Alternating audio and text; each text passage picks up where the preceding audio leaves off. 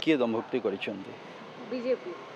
मु तो जानिनी से विषय रे किए दम्भक्ति करिसेंती but it's a electoral procedure तेणु करी इलेक्टोरल प्रोसीजर भितरे आपनकर जे अछंती मतदाता तो सेमानक उपर निर्भर करुछि सेटा नहीं कॉन्फिडेंट कथा मु कहबिनी से जगह कहीं मुझे जानी से किए कॉन्फिडेंट अच्छी किए ना कौन मंतव्य देचन से विषय तो मुझे कहीपरि एवं मु अधिकृत कौन कह स्पोक्स पर्सन भी नुहे जे कि विषय कहब ये जिनस विधायक भाव में हाँ सांसद भाव में तो आम अच्छा ओवरऑल यहाँ समस्त नुआ करके जिते वोट दियंती एथर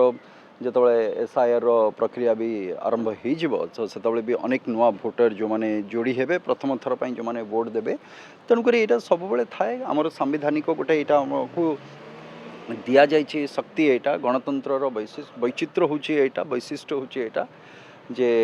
वोट दबार जो शक्ति दि जाइए साधारण जनसाधारण को जोटा गोटे साधारण लोक पाखे जो शक्ति रही नेचुराली से क्रम मुझे ये भी गोटे निर्वाचन तेणुक राज्यसभा भी जो मैंने देवे विधायक भाव में मत यदि कहे मुझे प्रथम थर विधायक भाव में मु